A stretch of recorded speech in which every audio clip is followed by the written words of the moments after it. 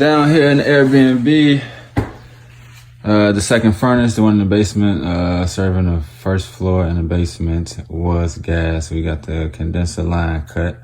Getting ready to put in the electric furnace. So we got the AVPTC 3914 with the electric heat kit HKS C19CB. This is 20 kilowatt. Yeah. This is the air handler package unit. Multi-position variable speed ECM base air handler with internal TXV comfort bridge compatible rest for the smartphone and whatnot. Gotta hook up to that.